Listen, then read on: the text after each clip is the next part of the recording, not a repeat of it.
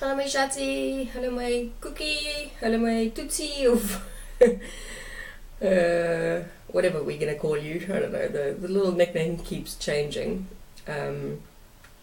Initially Brooke said we should call you Flower, which I thought was really sweet, but anyway. Okay, so today I am just going to tell you that I promise you I'm doing my best, and I'm sure that whenever you decide to watch these, you must probably think there's a lot of things that I did wrong and that you would have suggested I do a different way, but I'm just doing my best. We sent you to school when you were 6 months old, Brookie, and I felt horrible about it. I had so much mom guilt. I cried every single time I dropped you off for about the first week or two. And it was only when Cookie came around and we sent her to school at 6 months as well, that I kind of realized I wasn't doing it because I wasn't only doing it because we couldn't afford it any other way financially. It was just because I'm really not a fantastic full-time mom. I'm recording this especially today because I'm super tired and it's like 4 o'clock, so I should really be in the car on my way to the schools to fetch both of you, and I'm not because I had an hour nap because I've been up since 2 o'clock this morning. And anyway, so basically all I'm trying to say is about the mom guilt. I think I realized just after Cookie that, like I said, even if it wasn't a financial issue, I don't think I was cut out to be a full-time mom. Not that there's anything wrong with it. If lots of people choose to do that. Lots of people think that the first 2 years of a child's life is amazingly special, and it is. But I can't do it. And I think once I realized that, and I was truthful with myself about that, it made it easier for me to accept the fact that I was going to be really, really good, or I was going to try to be a really, really good half-day mom or part-time mom, or I don't know, whatever you're going to call it, but full-time mom is not my calling.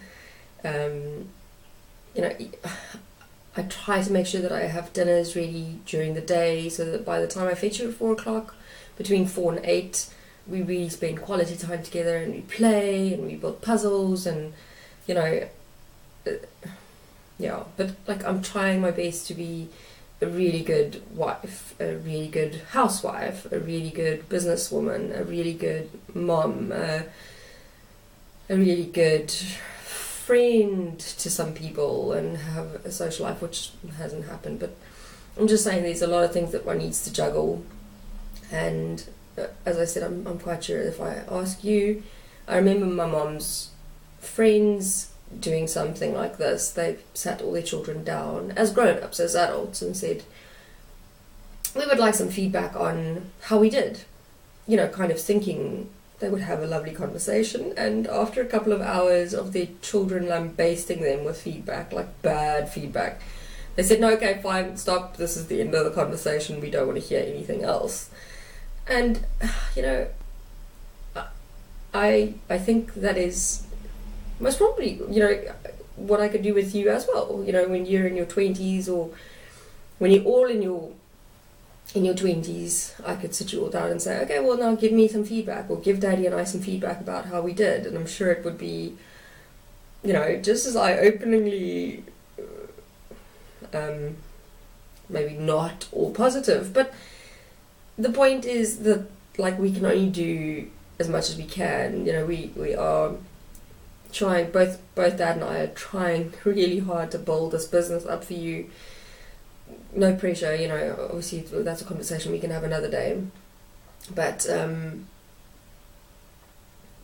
yes, I think predominantly my message was going to be today that, it was really sweet, because believe it or not, in the first 6 months of your life, I did Shatsi, I took you to lots of moms groups and things, and it was always, you know, very hurtful for me to see all these other moms who love being full-time moms. And, you know, when I said I had to send you to school 6 months, I kind of got looked down the nose, and because I don't fit in anywhere, you know, I'm not a working mom because, you know, I don't work in an office, and I'm not a stay-at-home mom because I send you to school, you know, so I don't. But anyway, so, and I think one of the moms at one point kind of realized that, you know, the comments were hurtful to me. One of my very, very close and dear friends said to me, you know, what's the point in having more children if you're not going to spend every waking minute with them? And that was after I had only had one, and now number 3 is on the way. And I found it such a hurtful comment, because I was like, well, am I not allowed to have children if I can't be a full-time mom? But anyway, doesn't matter, we're still very good friends, and it's not a problem. It was just her opinion. I suppose it just came out a bit strangely. But anyway, this mom, I think actually it might have been Ronnie, who just took me to one side and kind of said, oh no, I don't even think she took me to one side. She just said in front of everyone that because this is something you might experience as well one day as a mom, it's very much, or you know, it is just like that in life these days. It's all very competitive and comparative. You know, everyone thinks they're doing better, so it's like, oh no, I make all my own baby food from organic homegrown produce, you know, or I breastfed for 2 years, or like there's all these little almost like boxes that you need to check to be this perfect mom. And you know, I couldn't check any of them because I couldn't breastfeed you for terribly long, and I couldn't be a stay-at-home mom for terribly long. And even when, you know, for the first 6 months when I did have you home, I was still working. It wasn't like I was sitting idly. Anyway, she kind of said to me, you know, and to a few other moms standing around, she's like, one day we'll take all these children and we'll put them in a row, and when they're 18, say for instance, and you won't be able to tell me which one was born naturally, which one was born via C-section, which one was breastfed, which one was bottle fed, which one had a stay-at-home mommy, which one, you know. So it was, and I thought like, oh, that takes so much pressure off me. And I think very soon after, I think, you know, just around when Cookie arrived, I realized that I could go and have mom guilt about every single thing for the rest of my life. You know, not spending enough time with you, working too hard, being too tired, you know, not cooking enough dinners, not cooking enough healthy dinners, not spending enough quality time with you. There's just so many things. Or I could do the opposite and spend a lot of time with you and have guilt about not providing enough financially. So anyway, you can find a way to punish yourself around every corner.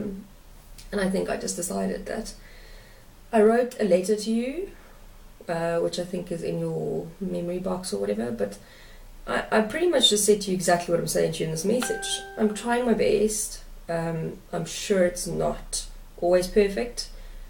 There are going to be ups and downs, but this is a learning journey for both of us. Like, you are learning how to be a child, and I am learning how to be a parent. This does not come with a manual, and you can speak to a million different people about how they've experienced it and how they handle it, and it doesn't help. You kind of just blindly need to feel your way through it. And only much more recently have I started watching the you know, the kind of gentle parenting angle, which I'm really quite sad that I didn't do earlier, and I'm trying to implement it, to you know, scream more, to smack less, to scream less and to smack less, and to get down on one knee and to look you in the eyes and to make you feel seen and heard and acknowledged as a human being now. You know, you're not going to turn into a human being later, you are one now, and I should value that more, and I should have in the first 5 years of your life valued that more. But anyway, so I wrote you a letter and I said, you know, you can criticize me one day, or you can lambaste me with all the things that you think I did wrong as well, but just know that I am really trying my best, and I don't think I can do more than that. Anyway, okay. I love you guys. I will chat to you again soon. Okay, bye bye.